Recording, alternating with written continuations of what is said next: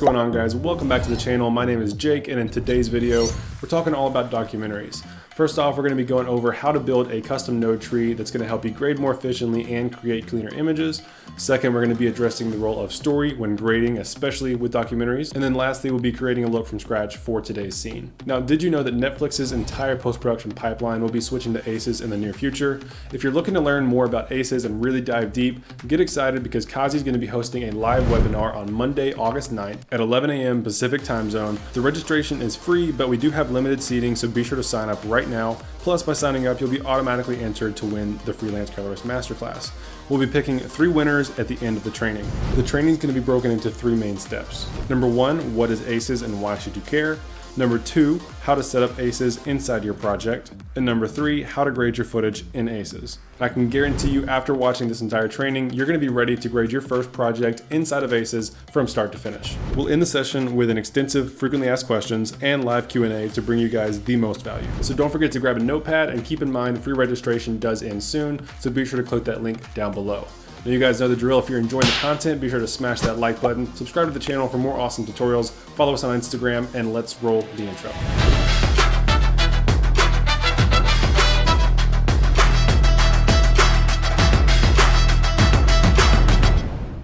Alright guys, let's jump right into this one. So today we're covering how to build out a documentary style node tree, something that you can use for thousands of shots in a timeline.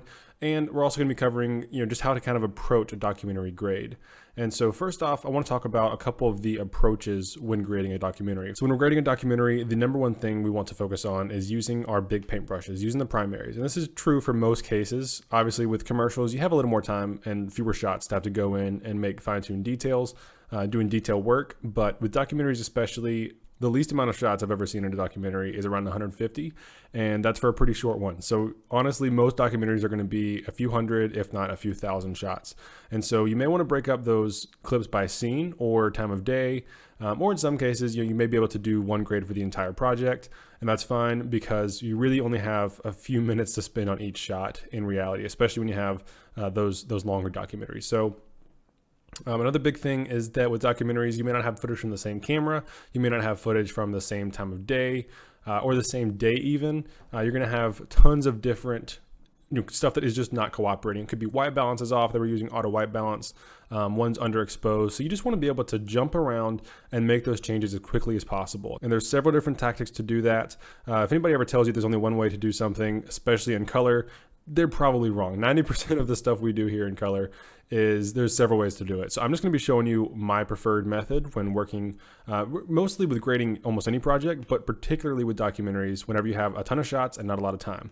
So first off, let's go ahead and build this node tree out, and we're just going to be doing a minimal grade, not too much going on, but it's all going to be dependent on the story. So the story is of course what drives everything. That's going to be our key factor for determining what decisions we make.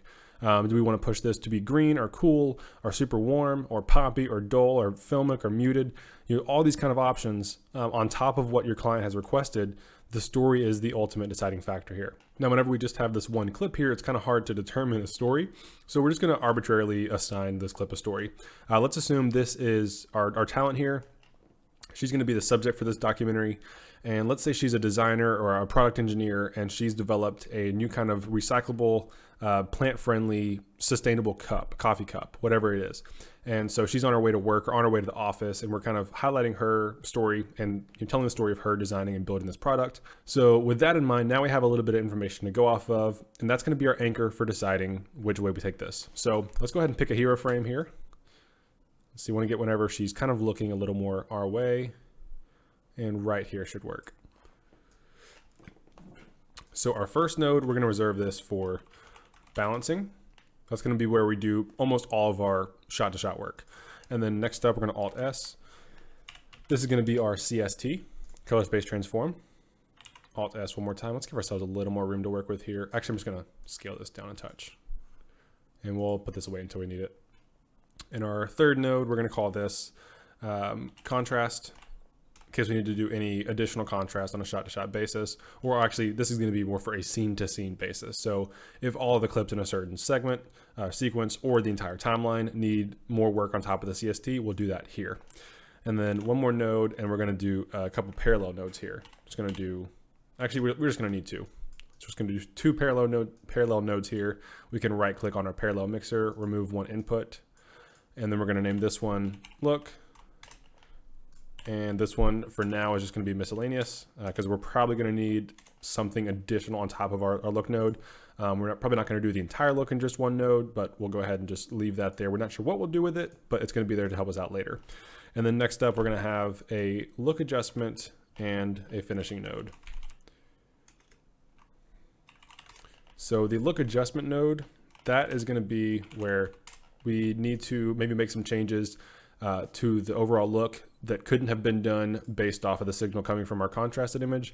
Maybe we need to do some changes, some hue adjustments after we've applied the look. That's very common, and that's why, splitting things up into parallel nodes, here we're adjusting the same image, and then we're blending the adjustments made between these two nodes. With our look adjustment node, we are applying changes after the look has been applied. So that's when we have them separately, and we want to do that work in two different steps. So our finishing node, this is going to be pretty much just sharpening. So we'll use this here for sharpening. That's going to be something that, for the most part, is applied to every clip. So that could be, like I said, sharpening, or it could be desaturating the shadows. Whatever it may be, that's reserved for our finishing node. Some pretty simple stuff. And that's going to be it. That's the total of our look here. So let's go ahead and start off. My order of operations here is we start with a CST, which is going to start giving us the proper conversion. This is where all the math happens. This is the only technical part, really. The rest of this is all art. It's all subjective. So we're just going to grab our color space transform. Already got it highlighted there, dropping it on. And this footage was shot on the Blackmagic Pocket Cinema Camera 6K or 4K. So we're just going to go ahead and choose Blackmagic Design Pocket 4K Film Gen 4. They do have Gen 5, but currently it's not built into Resolve yet. I don't understand that entirely, but we're just going to roll with Gen 4. And then for input gamma, we're going to use Blackmagic Design Pocket 6K Film Gen 4. Input color space takes care of our saturation, and then input gamma takes care of our contrast. So now we have these two converted. For whatever reason, Blackmagic, who owns DaVinci Resolve and of course the Blackmagic cameras, their conversions for their own cameras built into the color space transform are some of the worst. So as you see, we don't have enough contrast or saturation. So with that in mind, let's go ahead and start adding what we think will be the overall correction, just to fine tune the contrast for the entire sequence or the entire timeline. And we're going to do that in the contrast node. We're going to leave our CST just to be the CST. That's the only thing happening in that node. We don't want to add anything on top of that. So in our contrast node, let's go over to contrast. And we're just going to start increasing this a little bit and try and get this looking a little more natural. And already I like where that's at.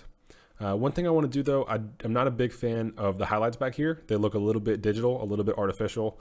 So we're going to try a couple different methods to attack that there. So we're actually going to be using our HDR wheels in tandem with the highlight slider. And what we're going to do is we're going to try and pull down the highlights without muddying up our talent. And then we're going to make sure that those really almost specular highlights are still sitting pretty high so it looks natural. So we're going to start off by taking our highlight slider. We're just going to pull this down a little bit.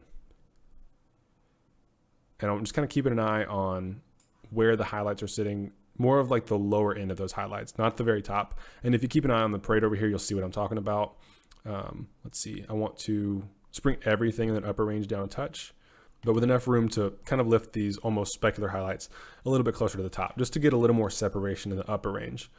And this is probably going to be something, the reason we're doing this globally, not just on a balance node, but that we'd be doing shot to shot, is because this is probably a global correction that we'd be making to any footage from this camera, because it's probably just a limitation of the Blackmagic Pocket Cinema camera as opposed to something that's just wrong with this shot.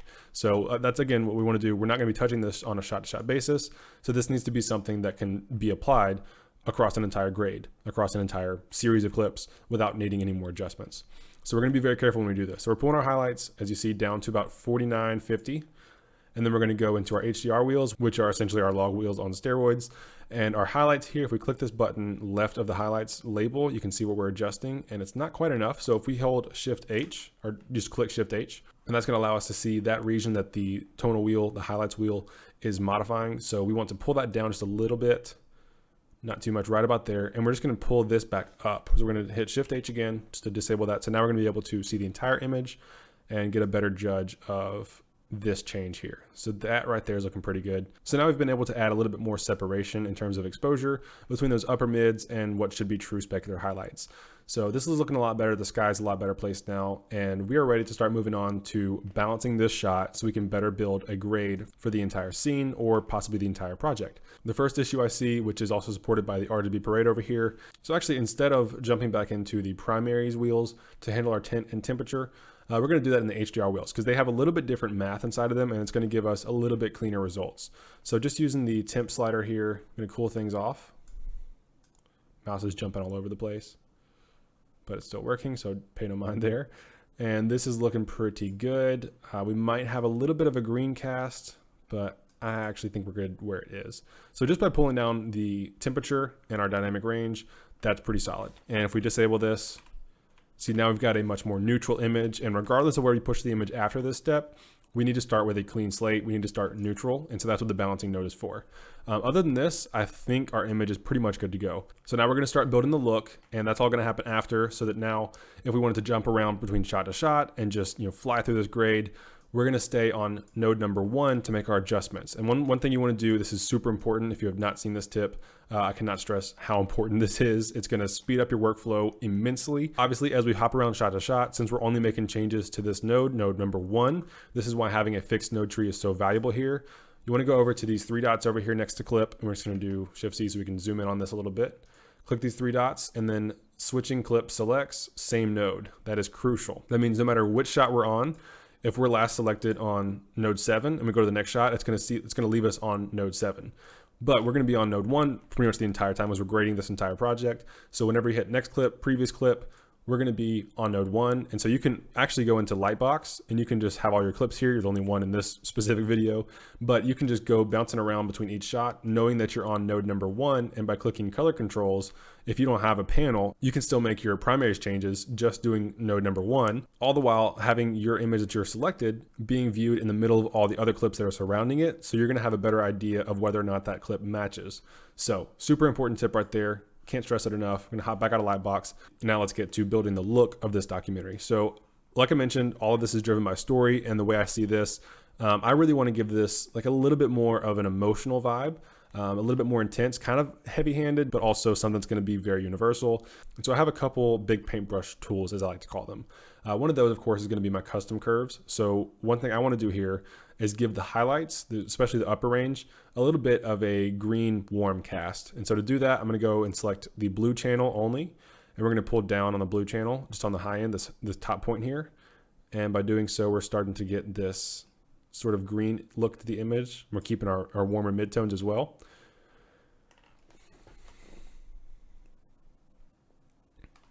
And then one thing I also want to do is let's set a middle point, maybe in the lower mids, keeping an eye on the skin tones here. I want to push a little bit of blue into the shadows, and so we're doing that just by grabbing this point down here and then pulling up. And that's not too bad. Right there is going to be good.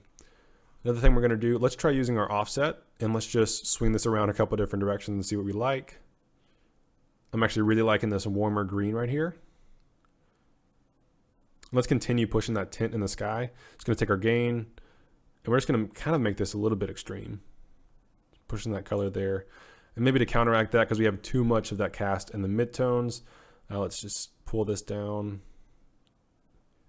Almost pulling it towards magenta. That's kind of correcting our skin tone, and we're getting some color stacking, which is always good.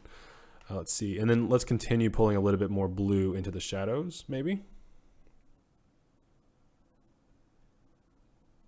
Right around here. All right, so let's see what our changes are now. This is where the grading's happening, obviously. Now, maybe, let's say I've gone a little bit too far in that tint to the sky, but I do like what I did with the midtones. Now we can hop into the log wheels. And as you see, our blue channel is sitting way low for the sky. So maybe we want to bring back a little bit more of that naturalism there. So let's see, our high range is at 0.55. Kind of just drag the slider around and see if we're grabbing too much of our image or not enough. And it looks like we're actually getting a pretty good amount. That's kind of right where I want that image to start being affected. Let's start bringing just a little bit of blue back into the sky so that we can get this looking a little bit more natural, but all while keeping that look in our midtones. So just going to pull a little bit of blue in. Almost a little bit of blue-green, kind of that teal color. Just don't want to take it too far. And if I reset this, I think that's a little bit better I like what we're doing with the sky here. Only thing I want to change is going back into the primary wheels and maybe start to bring this gamma here a little bit more red. And so there's two ways to do that. I could use the primary wheels, but I'm actually going to use the primary's bars because I can be a little more granular here. If I hover over the red channel and the gamma and I just scroll up with my mouse wheel, I'm going to be adding red into those midtones. That's what I wanted to happen, but we started to push a little bit too much red into the lower range, into those shadows there. So in our lift, which is going to be our shadows, hovering over the red, and we're just going to subtract some red from the lift. Maybe add a little bit of green. And then also in the gamma, maybe adding a touch of green. And right there is pretty good. Actually, I subtracted a little bit of green. Okay, so now let's go on to our miscellaneous. And here we're going to do two things. One, we're going to use our custom curves again. We're just going to select all of our curves, all channels. And let's just bring up the overall upper mids exposure, just kind of bringing things up a touch. And then we'll add a little bit of contrast here in the bottom end. And that's just going to dial in our black point a little bit better, kind of like where that's sitting right there. We can even kind of taper this off a little bit and give it a little bit of that crushed shadows look.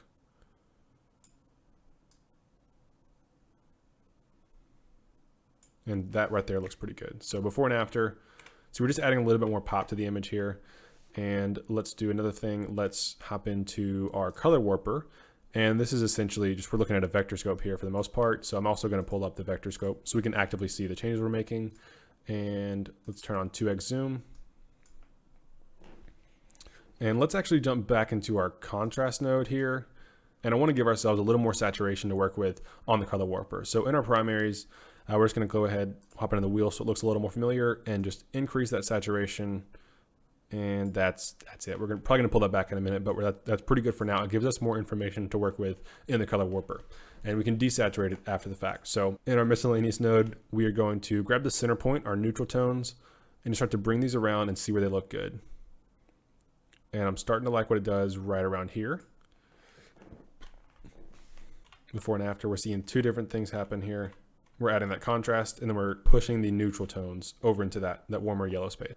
Now, one thing I also want to be careful of is not to affect our skin tones too heavily. So we're just going to use our eyedropper tool, place a point here, and we're just going to bring this back over a touch, leaving those reds really natural. And actually, I think we could use a little more granularity. So we're just going to use our drop-down menu, and we're going to select 8 points of difference. So that's going to give us a little bit more finesse here when we're working in the color warper.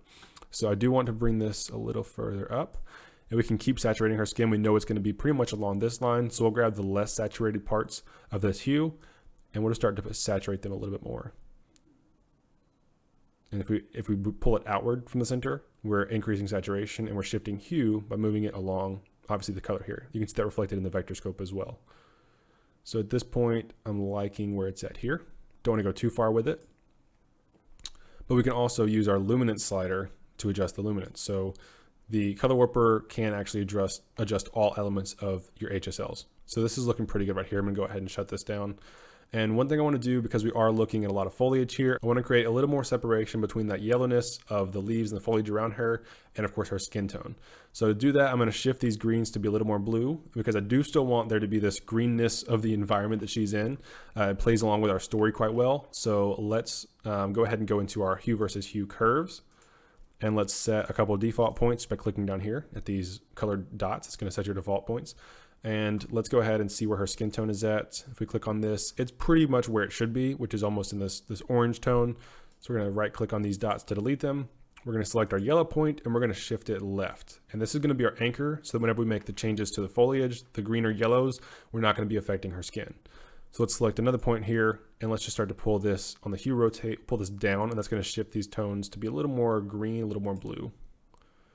We'll add another anchor here using our preset points, hitting our green button, and then pull this one down as well just to give it a little bit more of a blue cast.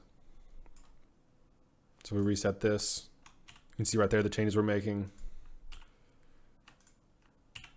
That's pretty good. We'll do the same thing with hue versus sat. It's going to select a green point and swing this one over just a little bit.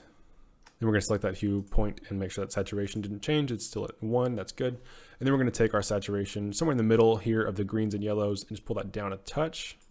And then lastly, in our luminance, we're going to kind of do the same thing. Just taking these default anchors, shifting them to protect our skin tones, and then pulling down on the luminance of our yellow greens. and now we're competing a little bit less with our face. So overall, the changes we've made here to the hue and everything, I really like where that's at.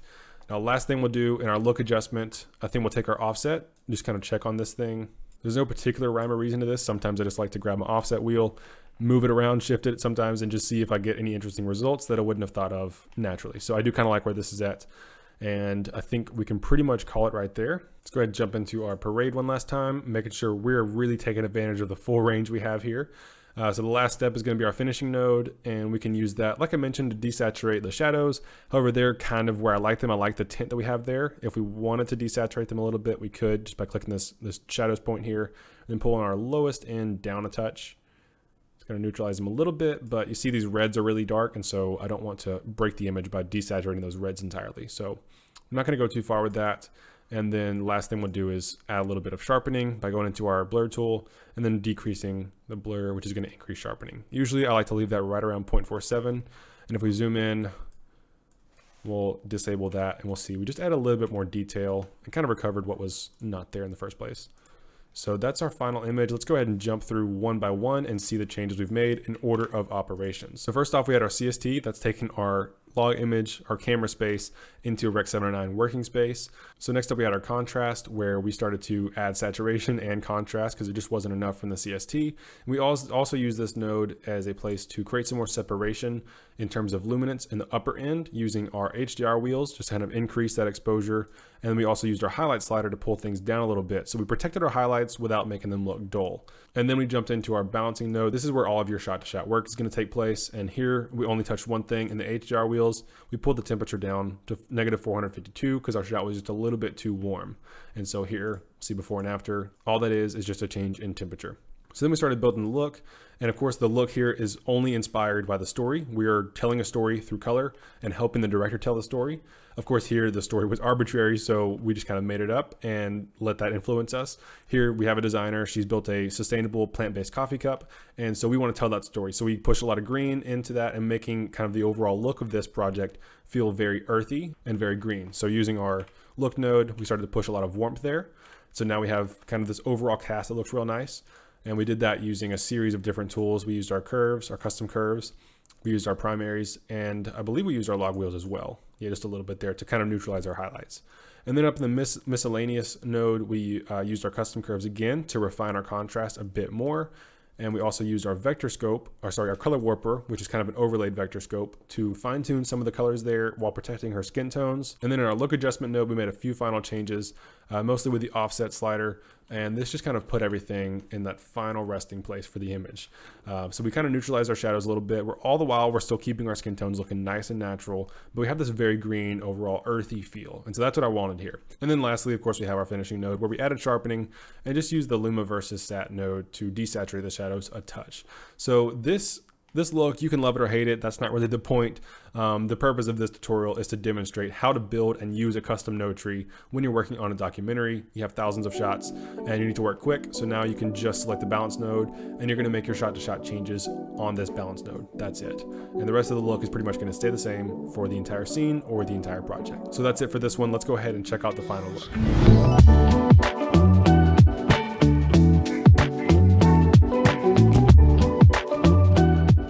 Alright, that does it for this one. I hope you guys enjoyed this tutorial. I hope it shed a little bit of light on how to approach grading documentaries, both in terms of building out the node tree for an efficient workflow and how to use that story to your advantage to help you make better decisions when grading. As always, don't forget to smash that like button, subscribe to the channel, and if you're ready to finally tackle aces, don't forget we have a live training on August 9th. So if you're ready to sign up, the free training is going to be linked down below. Do not miss it. You're going to want to be there. And with that, I will see you guys in the next one.